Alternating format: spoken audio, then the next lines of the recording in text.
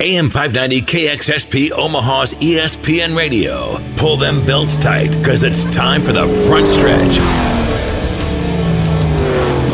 Presented by Kosiski Auto Parts at 50th and I Street. Welcome to another edition of The Front Stretch, presented by Kosiski Auto Parts, 51st and I Street in Omaha. 731-4592 is where you can go to get quality used parts from Team PRP, Premium Recycled Parts. 731-4592, or stop by in person, 51st and I Street in Omaha. Joined on the phone as we continue talking with the local tracks in the area, Greg Golden from Raceway Park. Greg, thanks so much for sitting down with us. You bet. Thanks for having me. Greg, talk about any changes in the offseason you guys may have had to the track. Not a whole lot to the track. Did a bunch of dirt work at the end of the season there before the winter, settled in and everything. Got everything kind of moved around the way I wanted and everything. And things are looking good. Just was out there the other day. I had to run out there and pick something up, and everything's kind of looking good. And nothing big real changes. We run out all our divisions dry today, so there's not real big changes there. A few things they changed. Mainly things they're changed kind of a little bit safety, but not real big changes. Okay, and what about your racing last year? Talk about some of the results you guys had, some of the big races and big winners of the year. Well, I'll tell you what, last year I was happy. I was involved in racing, promoting racing for about 10, 12 years, and I got out of it for some, not doing me, yes, but I didn't have a choice. I got thrown under the bus. And we just kind of waited for the right opportunity. The last year I thought it was the right opportunity. We got back into it, and it used to be Interstate Speedway for many years, and then when I got back involved in it, it was Raceway Park. It changed ownerships, and ended up leasing from the people now that own it, Tom and Carol Reed. Really great people, wonderful to work with and everything. And yeah, everything was really good. We made some changes, kind of in the grandstand area, kind of cleaned that all up, and we did the concessions. And if you've ever been to this speedway, it's kind of like a fairgrounds when you walk in. It's homey. It's got a lot of trees and different things, and we kind of went with that theme and followed that, and did a lot of things with the kids and different things, and crowds. We had excellent crowds, some of the biggest crowds I've seen out there in years. Car count, well over 90 almost every night. Towards the end of the year, it kind of took a toll on us, and I think it took a toll on some of the other racetracks. It was one of the hottest, driest summers we've seen in the history of racing around here. I mean, we never had a rain out since Memorial Day. It was a hot summer. So it was almost miserable at times. It was. Not almost really miserable. Was. It was miserable at times. It was. And I mean, as a promoter, we all, this stuff coming up the year, we'll probably be complaining, we got too much rain. We got this. Last year, at the end of the year, it was kind of looking for a rain out. I think that, everybody kind of needed a little break from it, and it was just a constant over and over and over. I kind of might overbooked, and July was so hot, and then I overbooked. I had a USMTS, and I had the FLMR race, and plus all our other events. So I think we had like 7 races in July, and it was one of the hottest Julys we ever had. And so we're going to kind of back off July a little bit. We signed up again. We're going to have the FLMR late models again, but they're going to be in August this year, August 23rd on a Friday night. And been talking to Todd, trying to figure out a date we can do the USMTS. Kind of trying to get away from July a little bit. Last year it was just so hot. Yeah, we had a really good year. I was excited to get back into it. Me and my wife always enjoyed doing it. Talked about it, just kind of been waiting for the right opportunity. And last year was a really good year. I was just excited. And now this year it looks like we're off to another good year. Talk a little bit about the SLMR Series race. You said it was August what again? August 23rd this year. Last year we did it, I don't remember the exact date. It was on a Thursday night. This year we're going to move it to a Friday night, and it's August 23rd. And that was a very exciting race. Raceway Park is a little short, 310s, high-banked track. And people, you go up the interstate and you kind of look over and you go, man, that thing's small. It is small, but it's got more room than you think on it. And I've actually raced late models back years ago on some of the specials we had. And it's a really, really fun racetrack to race at. It's a great little racetrack. Enjoyed yourself and had a really good turnout, and it was an excellent, one of the better nights we had all year. Do you guys typically run on Friday nights, or are you a Saturday night racetrack? We are a Sunday night racetrack. Ah. And it was opened up in 1971. The Beauchene family built this and opened it up back in 71. It was on Sunday night, and it's always been a Sunday night. I thought about changing it, and I don't know. It ain't broke. It seemed to work real well. I did this for the last couple of years. I raced myself on Sunday nights, but the other weekend, the rest of the weekend, I'd go, if I wanted to go race, I'd go race. If I wanted to go to camp or go do something with my wife or the kids or whatever, I went and did that. And then Sunday night, I'd come home and kind of wrap the weekend up going out to race. And a lot of people kind of caught on to that, and a lot of people like that. They get to kind of hardcore racers. They go race, and the other ones kind of do family things or do whatever they want to do. And then Sunday night they get to come out and race. We start at 6:30. We run a real prompt show. It's usually 9:30, and we're done and over with. And you get out of there and you're home before 10 o'clock. So it seemed to work real well. Hey, Greg, last year when we was up there, that was one of the best little races that I seen of the year. I mean, we've had some really good SLMR races this past year, and that race seemed to be an excellent race. And it was the only night a complete IMCA late model package won the SLMR series. He had everything, including the tires on up there. And, that tells you that you can come in the SLMR series with about any kind of a late model around the Midwest here and be able to race and race good and have the opportunity to win the race. Yeah, you can be real competitive. I mean, that showcased that right there. I mean, like you said, he had everything IMCA legal. And yeah, I mean, it was well, you raced there before. I mean, that track's fun to race that. It's a great little racetrack. I've won races there, and I'll tell you what, old Pat Penny up there in Sioux City, he used to have a couple of sponsored specials up there, and I won a couple of them races, and it was a good little racetrack. Anybody wants to come out and see an exciting little race, and it's tight coming off of turn 4, and it's neat going down the straightaways, and it gets tight coming off of turn 2. But as a racer, if you love to race, it's a fun place to go. It really is. It puts a really good show on. And what I noticed about it, I've been to a lot of tracks, just like you. When you sit in the grandstands, I mean, you're almost sitting. You're right on the track. Yeah, you were sitting real close. You can feel them and see it. I mean, it's right in your face type of racing, and I've had a lot of people compliment, that. If you're on the bottom row and the cars come down that front stretch and you're on the bottom row, you can actually feel it on your shirt, the vibration of the motors. It's that close. I mean, it's neat. It really is neat. And like I said, your show last year was one of the best. I mean, everybody's been bugging me. I said, yeah, we got them scheduled. Everybody's really excited and looking forward to that. So. Well, we got to get Dan. We got to get Dan here. We'd like to get him up to a couple of races, and that would be a good one to get him up to. It's on a Friday night, and he's always got a nephew or somebody he's got to go somewhere with on Friday nights. But maybe he can bring the nephew with him, and we'll get a couple extras up there, Greg. Yes, that'd be great. We'd love to have everyone. I'm going on a dirt track tour this year. It sounds like it. I got a lot of places to go to. I kind of slacked off in 2012, but if you just follow the whole SLMR series, Dan, you'll go on a very, and it's not very far away from Omaha. Any place you go, and you'll love it. Andrew and I are working out a contract. You guys. About a 200-mile radius? Or? We try to stay within about 150 miles of Omaha, and that's about what we do. This year we're going, up to your tracks about as far to the northeast. We've got the Harlan and Corning, Iowa is as far east as we go. We got Mayetta, Kansas on a Saturday night, which is about 145 miles from Omaha, straight south. And then Beatrice fits in there, and we've got Donovan out in Grand Island, and we've got Norfolk. And, just right there in that main circle, McCool, I-80, and Lexington. I think there's like 14 different tracks this year. Eagle Raceway's got one. Just about 150 miles, about as far as we really want to go, other than Lexington, and they've been with us for 3 or 4 years. Help kind of at the beginning when you needed tracks to pick up some of the races. And Sam out there in Columbus. I don't want to miss somebody because then they'll say, why'd you miss me? But I'm trying not to. I'm trying to do all this off memory. I don't have the schedule sitting in front of me. But I'll tell you what, it's a great schedule and a great bunch of races. And there isn't a racetrack that I'm not proud to say that we're going back to or that we've been to that hasn't had a good race. And the drivers all want to go back there. They all like it after they've been there, and I had a lot of drivers when we scheduled last year. They says, what are you taking us up there for? And after we got done, they all said, that place was pretty neat. That wasn't too bad at all. It was fun. I mean, it was definitely a two-lane track, but it's really, really tight. But it made for great racing. Every single class up there I saw, I mean, from the Hornets to what I call the street stocks, all the way up to the late model, it was all good racing up there, and the crowd loved it. And I think that was the only race we had a little scuffle this year, wasn't it? Well, it was one of a couple that we had a scuffle at. But, Greg, he told us, he says, if they bring that to the front stretch, he says, I'll schedule another one next year. It was close to the front stretch. It was right there coming out of 4, and a couple of people got a little excited. I just kind of laughed. I said, I like it. It does. Your adrenaline gets going, and you're a racer, and I don't know.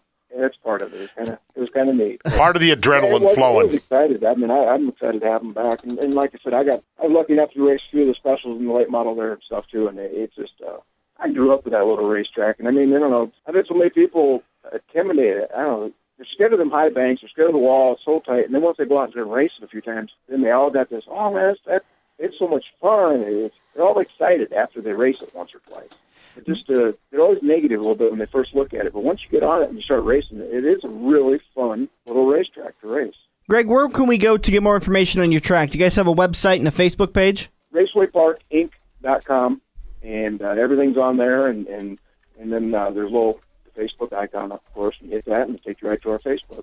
RacewayParkInc.com, and you can go there and get results. Is your guys' track information up yet? Yep, everything's up there. The schedule's up there. We're adding to the schedule as we go. We got a sprint car deal we're working on, trying to get a date in May. We're going to put some stuff together there. Like I said, I talked to Staley with USNTS. We're trying to get that date ironed out. A couple other things. I had River Cade here in town. It's a big thing. It's 50-year anniversary this year and everything.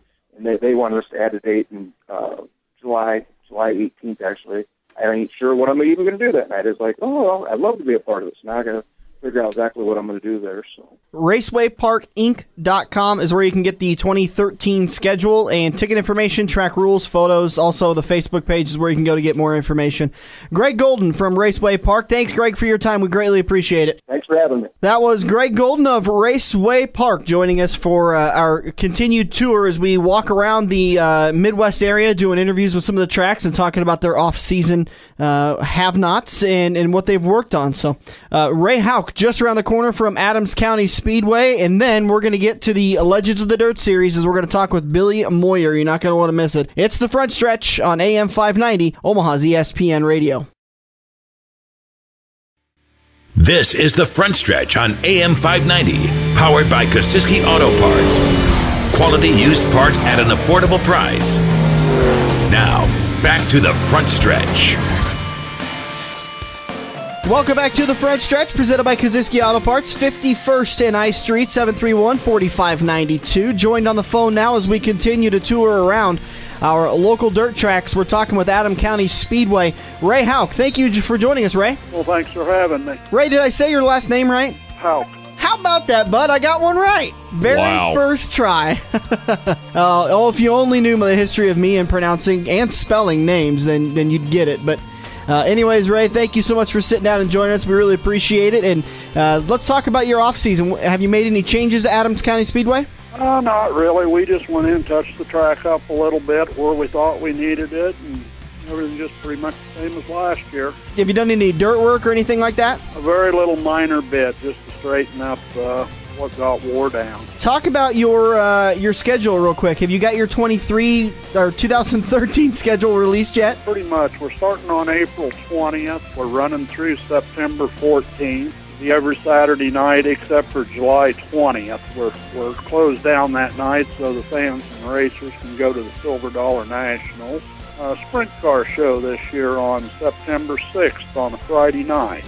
Okay. The ASCS Midwest Sprint Series is coming to town, so that's going to be new for us. Having a special June 8th, the SLMR Late Model Series.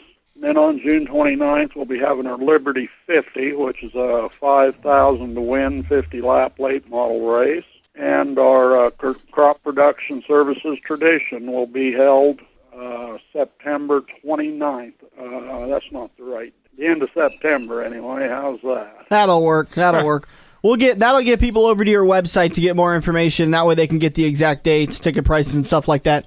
What is that website they can head over to? It's called acspeedway.com. Okay, no dashes or anything like that? It's all one word?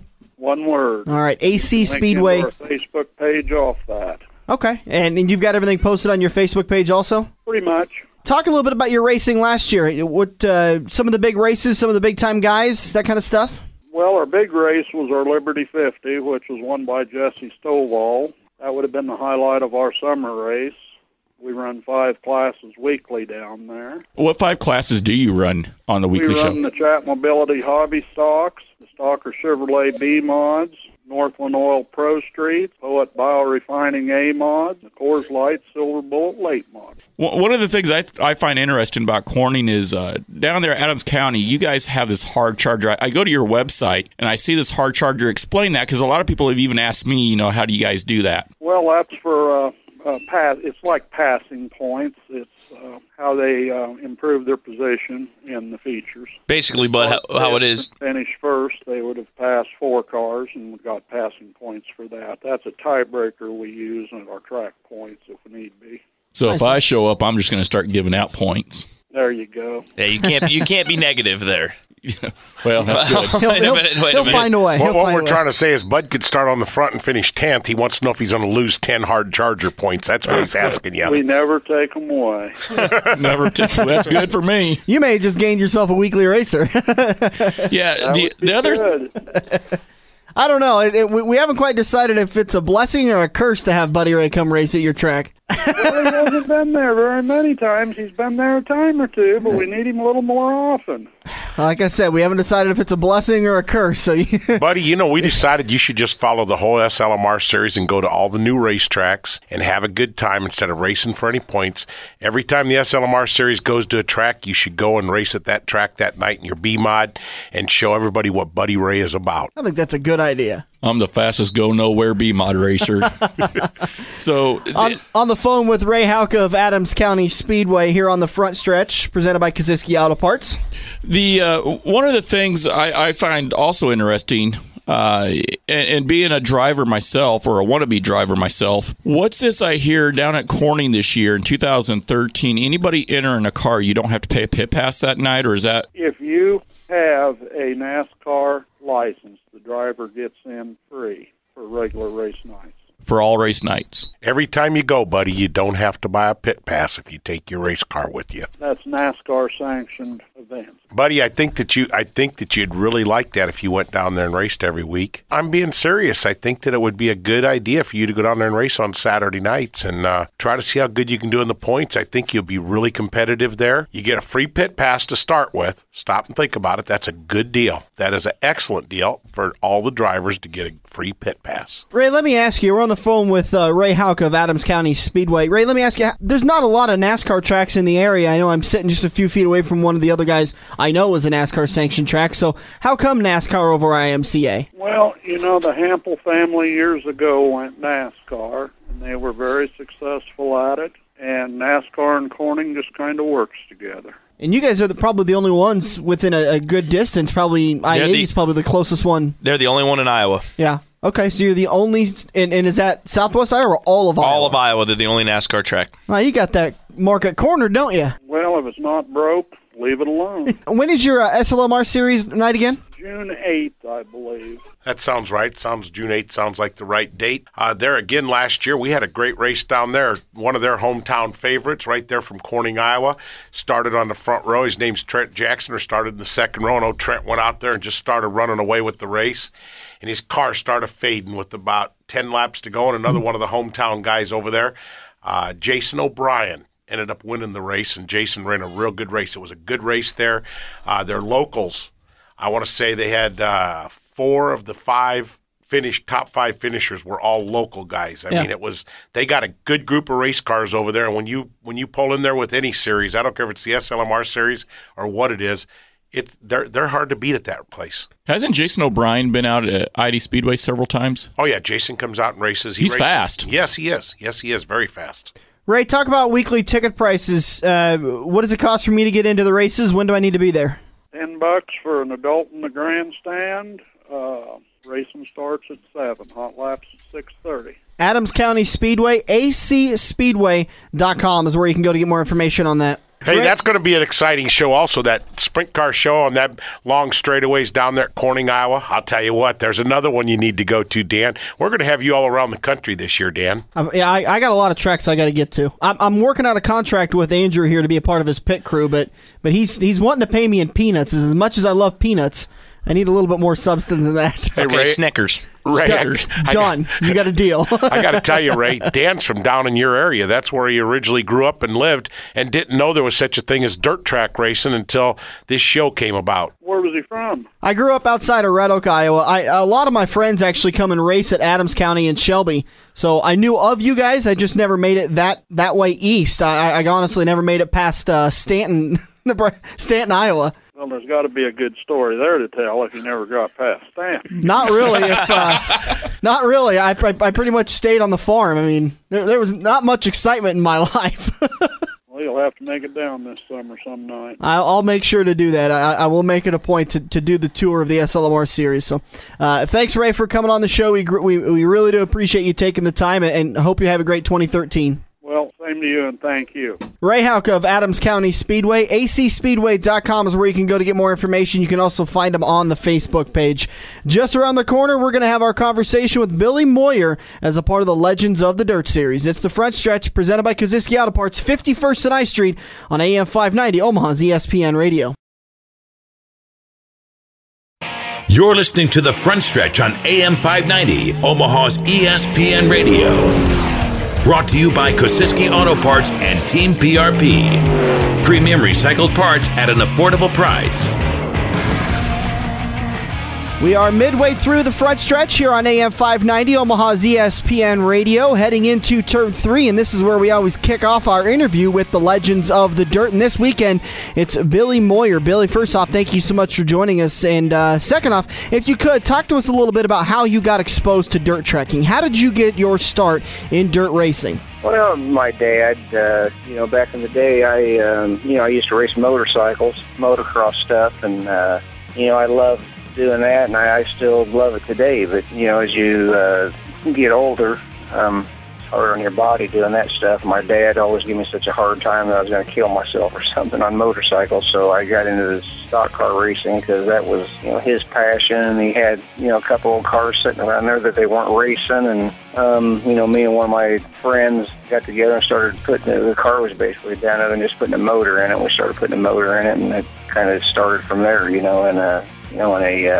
it's called a sportsman class back then that I started in. And made your way up. What all have you raced throughout your career? Just, the sportsman class, they called it back then, and then we went into late models. The next, I think we ran 2 years or something, that sportsman, kind of jumped back and forth between sportsman and late model, and then we just went, all the way into late model stuff.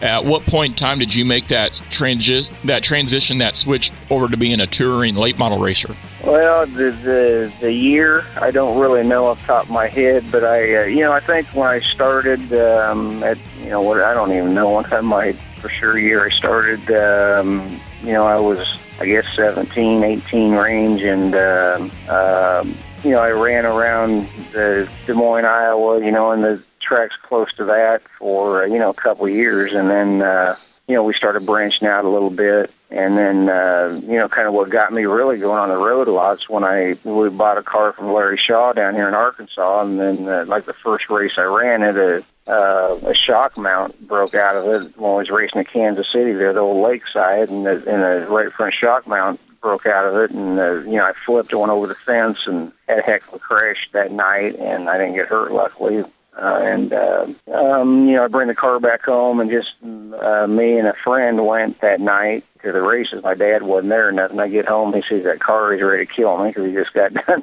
Back in the beginning, it was, he helped me out with all the financial stuff, and him and Shaw, the wheeler dealer that both of them are, my dad and Shaw, they put together a deal to where I could come down there and stay with Shaw and rebuild this car. And that kind of, after we went to rebuild it, and it wasn't rebuildable, he said. So, it was all bent pretty much everywhere. So we just built a whole new frame and started over again. And then, I started racing out of Arkansas down there, on a traveling basis, I guess, out of Larry's shop back in the day. And that kind of got me onto traveling around, I guess. When you wrecked that car down there at Lakeside Speedway, did you have a moment of hesitation where you were asking yourself, is this something I really want to do, or was you a diehard racer at that point and said, "To hell with it, we're just going to keep racing"? Yeah, I didn't even think twice about it when that happened. I didn't even think about getting hurt or nothing. I just was ready to get it fixed and go again, and that's what we done. And I don't know, to try to make a real long story short, I mean, when this wreck happened and I went down there, and the bill to fix that car come out to be, back in the day, was like $8,700 or something, if I remember right. And my dad, like I said, wheeler dealer he is. Him and Larry got to talking, and he said, I'm just going to send him down there, and you guys fix that car. And I was already down at that time. When we got done, the bill come out that, and, he said, I'm just going to let him, you just let Billy stay down there, stay in your basement, and he's going to pay you back out of the winnings of that car. So, Shaw, he didn't even know who I was really back in that time. I was a young kid and hadn't won but just a few races in my career probably at that time. And, and anyway, Larry said, all right, we'll do that. So I went down and, put that car all back together. And the first time out, we went over into Oklahoma. I think it was Woodward, Oklahoma, it was a 3,000 win race when we busted ass to get that car done and got it done. And Larry Phillips was the king down in that area down there. We went out, took this thing over to Woodward, Oklahoma. It was 3,000 to win, and I won first time out with the thing. And I get back home and I give Larry, I don't know what it was, like $2,000 or $2,500. I give him most of the money and. Kept a little bit for myself and paid the fuel expense and all that back in the day, and he was happy with that. And then the second time out was another race, and I think went to Enid and maybe Oklahoma City or something like that. We went to that, the second race out, and we won it again, was 3,000. And did the same thing with Larry, so he's thinking, man, this is working good, So the third time out was at Fort Smith, and Phillips beat me that time. I think we run second, so whatever that paid for second that day, a couple grand, I give Larry most of the money again. And anyway, just in a few races, I was paying him back, and, and he just got to thinking, he said, I don't know who this kid from Iowa is, but he's doing what he said he'd do, and we was winning races with his car, and it kind of started from there as far as the traveling part. What was it like when you started, touring with these guys? You're going to, Arkansas, Oklahoma, down there in the South. When you first started racing against the likes of Larry Phillips and the big names, the Joe Kosiskis, was that kind of a nerve-wracking experience for you, or was you pretty mellow from the get-go? Well, you're intimidated somewhat a little bit, in the beginning there, with the big guys being there. I can remember going to Fort Smith back in the day, and Rodney Combs was there, and Larry Moore, and all them guys that's won the World 100, and all them big dogs, and I'm shaking my head that you feel like in your mind you don't even have a chance when them guys come in there, but then that's what makes you better is run against them guys. I think that's a lot of what's wrong with some of the racing today. A lot of guys, when the big racers come in to race and everybody's complaining, they shouldn't be here. That they ain't supposed to be at this race. It's for this guy or that guy to win when they have specials at some of the weekly tracks or whatever.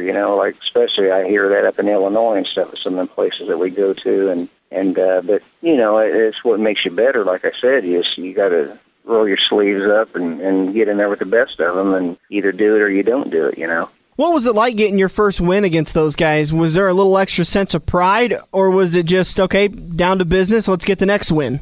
Well, I don't even remember. I remember that Oklahoma deal, like I told you there, but I don't know. I don't ego-wise or whatever, or records, I don't go for none of that stuff. I just try to win the race and go to the next one, and that was kind of the beginning of it there, winning some of the big races back in the day, like a 3,000 deal was big money back there in the early 80s and stuff, and I just was tickled to death that we made good money, and I'm figuring out, I thought to myself, man, I can, race and pay my bills by doing this, and we're still kind of doing it today and doing it well. I'm looking at your stat page here. You've got 8-time title winner for the Magnolia State 100, 6-time title winner for the World 100, 5-time title winner for the Prairie Dirt Classic.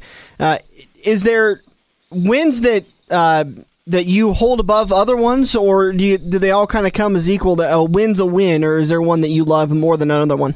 Well, there's definitely some that you does more for you than the others. That's just the World 100s, the Daytona 500, or the dirt racing. So it's always sweet to when that one comes around to be able to win that one. And there's been a whole lot of ups and downs. And through my time, and you just can't. You're on the highest high and the lowest low, and you got to get trained for that, because, you might win on Friday night and run 15th on Saturday night, in today's competition especially. It's just, there's a lot of good cars out there, and it's tough, but, I don't, kind of one of the biggest disappointments, I think, is the first time I would have won the World 100 on the last lap, my very first one, and the crank coupler on the, where the input shaft on the transmission goes in, stripped the splines out of it, and we fell out of the race going down the back straightaway on the last lap and had it won, and that always sticks out in my mind, that, probably one of the biggest disappointments, and and then on the other hand is when we won the World Outlaw Championship back in '05, me and Steve Francis had a tooth and nail fight to the end, and I passed him. I think it was on the last lap there at Volusia County for the championship that night. I think I just had to beat him by one car, and I won the championship. And that was a 100 lapper, and he I think he was running second, and run second and third the whole race. And I think I started back 14th or 15th and kind of picked my way up there. And then on the 99th lap, I passed him for second. And we won the championship because of it, and so that was quite a deal there. That's when I paid $125 to win the championship too. So, the money part on top of just the way it happened was something I'll never forget. Hey, Billy, I'm not saying you're getting old in the studio here. You don't get older, you get wiser. Is there an end coming soon, or are you going to step over, give it all to the kid, or what's going to happen here in the near future? I say that a lot of times. I've said I'm about ready to throw the towel in, and the kid, I'm putting him through training, and he's doing well, especially last year he won him a couple of summer national races, and he's coming around, but he's still got a lot to learn. When the track's just right for him, he does really well, but when the track is not his style, he has trouble adapting to it. And like I tell him, if you're going to be a good racer, you got to be able to race on any kind of track that it is. If it's muddy, rough, dry, dusty, whatever, you just got to get the job done somehow. And he's struggling in some conditions a little bit, but he's coming around. I'm proud of him. But on me, as long as my health is good, I guess, and my reflexes are good, I was either 1 or 2 years ago, I was down in Florida at Federlight getting some work on my motorhome, and Kinzer was in there, me and him got to talking, and at that time, I think it was 2 years ago, I was about had enough, and I just, I was, I'm building them cars now and stuff, so that's kind of rejuvenated me a little bit, and it's fun to do that and see the cars that I built run fast. It kind of almost does the same thing to you as, when I want to race myself, so it's given me something else in my life other than sitting behind the steering wheel all the time. But, talking to him, again, I was about ready to, had enough, and talking to him is like talking to a 15-year-old kid that can't wait to get to the next race. He just said, man, he said, I smoke these cigarettes like a damn train, and I'm fat and I'm out of shape. He said, I can't see no more. And he went on and on. He said, but I love it. He said, I'm going as long as I can go, and I'm just sitting there looking at him, and I'm thinking, I'm just thinking about what he said, and it soaks in. I'm thinking, and if he's got that much enthusiasm and he's still going for it, I guess I'm going to keep going. Keep going till the body gives up. Yeah, I guess that's what you do. And Kenny Schrader's a good friend of mine too, and I was telling him once that I was going to quit, and he got all over me. You can't quit. You got to, so I don't know whenever I feel like, I guess when it's not fun anymore, then that's when it's time to call it off, but and fun in this sport, fun comes with winning. Of course, when you're back there not running good, it's not near as much fun as when you're running good. So if I just can stay on top of the game, I guess, and run well, then the fun stays in it, and we'll keep on going. With the Silver Dollar Nationals going on this year, Billy, are you coming to Omaha? First of all, should be our first question. You're going to be following the series and coming up to Omaha.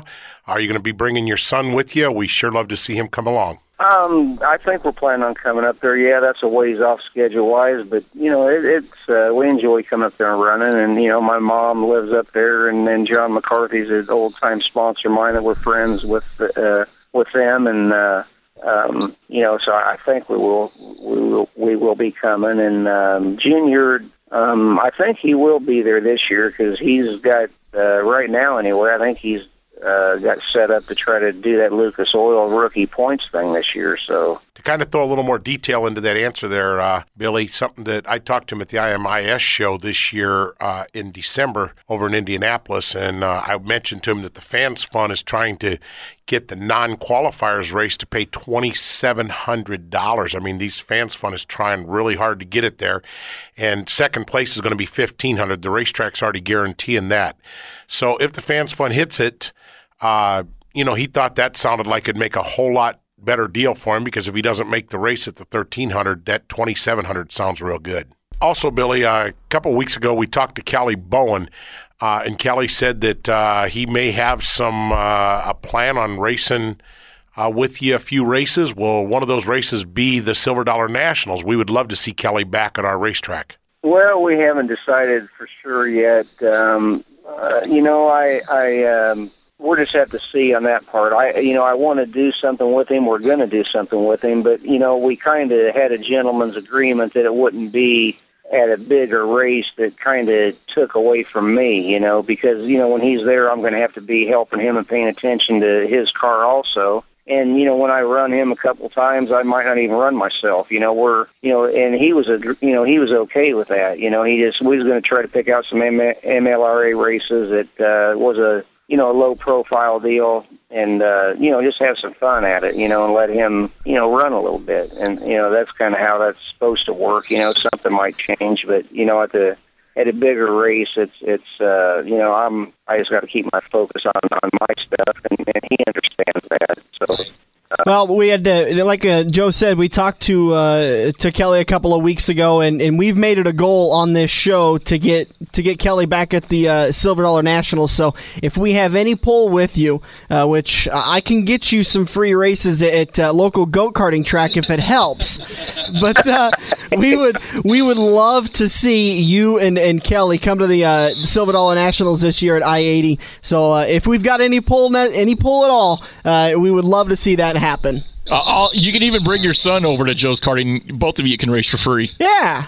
I want to see Kelly Bowen back at the Silver Dollar Nationals. Yeah, we'll have to see what happens there. I know on them go-karts, I think he's pretty darn good on them go-karts. Well, what if we put maybe, say Kelly and your son were to show up, and especially if your son's pretty good at go-karts, what if I give you like a one-lap head start? Bud keeps doing that, but then he puts you in the worst cart, so it's easy for him to beat you. Yeah. We're gonna take a quick break, and we'll be right back with Billy Moyer here on the Front Stretch on AM 590 Omaha's ESPN Radio. This is the Front Stretch on AM 590, powered by Kosiski Auto Parts. Quality used parts at an affordable price. Now, back to the Front Stretch. Welcome back to the Front Stretch, presented by Kosiski Auto Parts, 51st and I Street in Omaha. Continuing our Legends of the Dirt series, Billy Moyer, Mr. Smooth himself, sitting down and continuing our Legends of the Dirt series. Billy, everybody knows you as Mr. Smooth throughout the nation. How did you actually get that name, Mr. Smooth? Well, I think it started way back in the day at Lebanon, Missouri or something. The announcer there just threw that on me. That was back in the Larry Phillips days, too, way back then. That I don't know. The guy, I just seen something, I guess. I was going around there and making it look easy and going fast type thing, and they put that name on me, and I guess it's stuck ever since. Talk a little bit about racing with your son. We talked a couple of weeks ago to Sammy Swindell. We've talked to a couple of these drivers who have got kids that they're trying to help get into the sport. How hard is it to balance helping your son, yet still making sure you're top notch? Well, it's very hard to do. I mean, when I'm racing against him, especially, and I'm behind him or whatever, and heck, I'm watching him more, and I'm paying attention to what I'm doing myself sometimes, and I start laughing at myself a couple times when I mess up because I'm not paying attention. But he does, in the beginning, I did everything on all the setup of his cars, but I mean, he went to college and got an education, and he's a smart kid, and he's way smarter than I am in a lot of ways. But on the chassis part of it, he catch on, and he would catch on in a hurry to what I was doing and how I done things, and so nowadays, as far as setting the car and stuff up, he does a lot of it himself, and if he gets himself in a hole, then I'm always there to help him as far as when we're at the shop working. He takes care of, maintenances his own cars himself. He's got a guy that works there for him, and, he works right out there at the same shop with me, but, he does a lot of that himself. And, when we're at the races, I help him, if I can tune his car better than I can myself, I think, by watching, just by if I can watch him hot lap when I'm not in the same session or whatever, when I can, get to be able to watch him, I can watch what's going on and tune it, better by watching than he can't sit in the car a lot of times. And, so I do that. And when we get in different heat races, I definitely try to help him get the right tires on the car and, all the bars and all the adjustments. I try to help him, give him my 2 cents worth on what we need to do or what I do. But I've learned too that we both drive a little bit different, and sometimes he needs a little bit different setup than what I do, and he's ventured off on his own and tried a couple little things, and this worked well for him that I don't like, that he runs better with. So. He laughs about that. He calls that his setup. So, when he outrun me up there at Cedar Lake in the Summer National, when he beat me and Burkhofer and all them guys, and he was pretty proud of that because that was his setup on the car that I told him I didn't like or it wouldn't work, and then he won. So he had bragging rights then.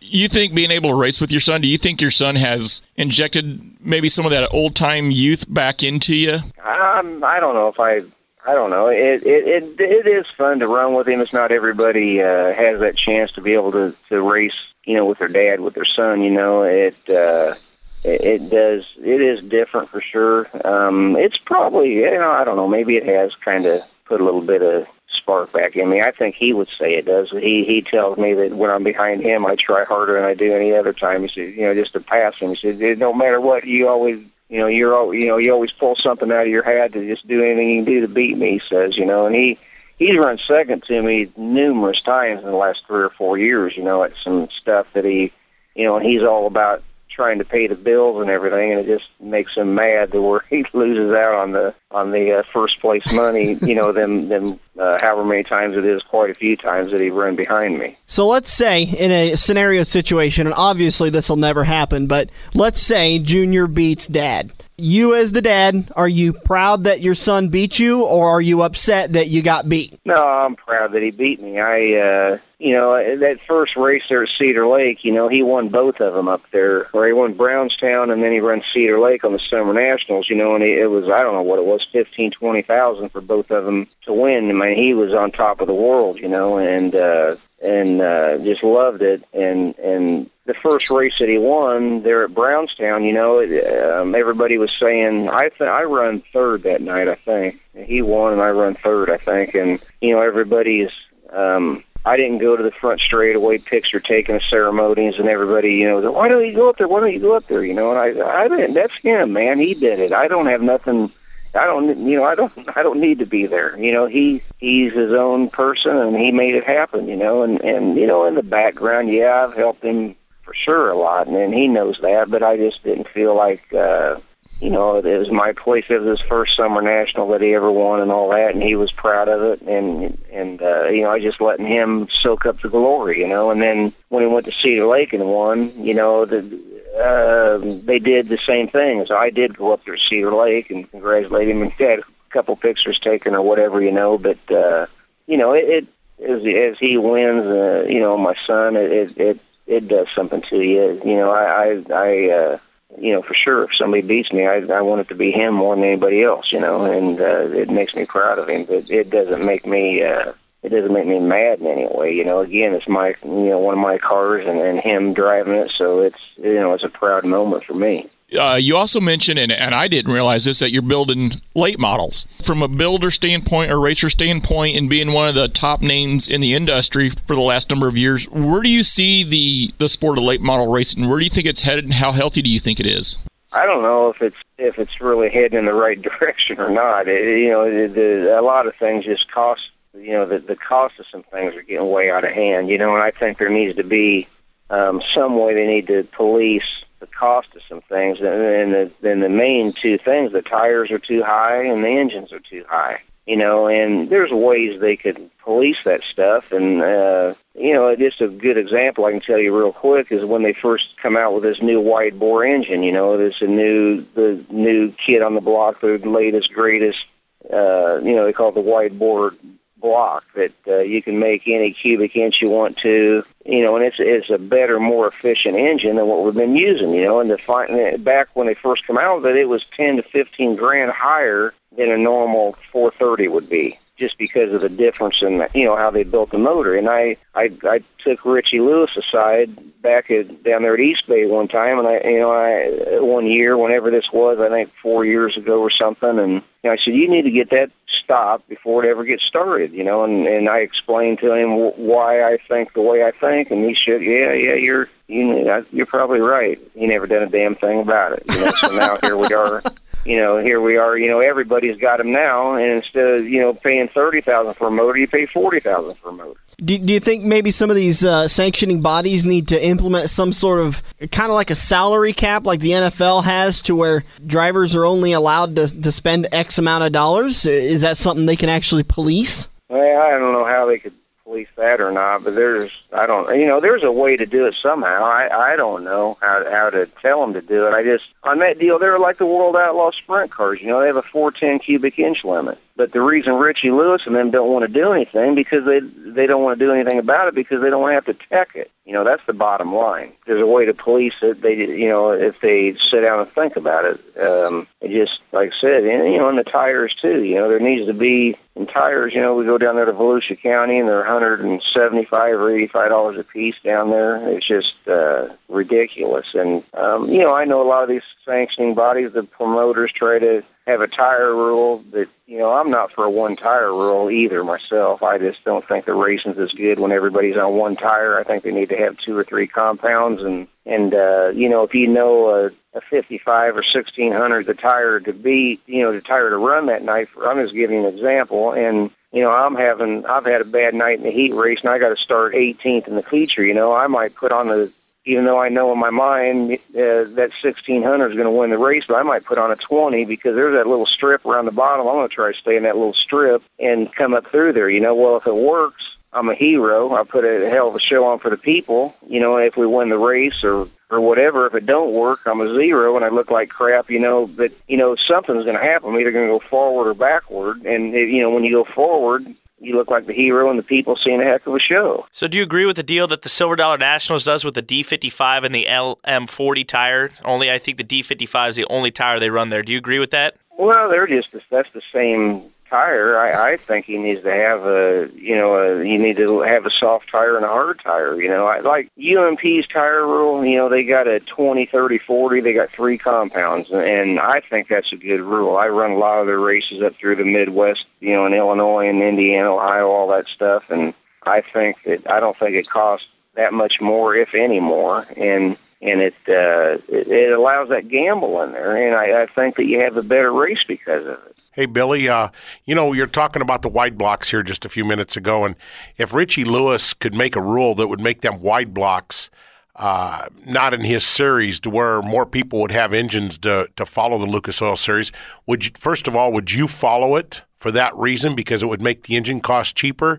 And second, is there a possibility of making the Fords to where they're not going to be better performing or a higher horsepower engine if they didn't allow the wide blocks?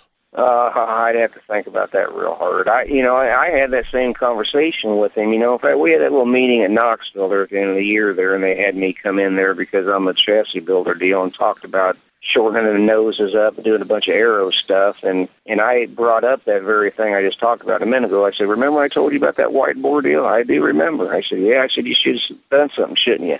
And he don't say anything, but, that deal with the Ford, like I told him, there's some guys out there running the Dodge stuff, it's got to be, and I don't know the right rule, but the Fords, you can't do the Chevrolets do away with the wide bore, and the Ford can run, have 100 horsepower more than you do type thing, I don't, now it's almost so far out of control, with all the different heads Ford has, and again, like the Chrysler stuff, I don't know what the right answer is. I think he should have put a stop on it, way back in the very beginning. Hey, Billy, another question would be our little SLMR series that we run up here. We run the restrictor plates. We run mostly in eastern Nebraska. We run down into Kansas, to Marietta, Kansas, over to Corning, Iowa, Harlan, Iowa, and up to we run up to Raceway Park up there in Jefferson, South Dakota.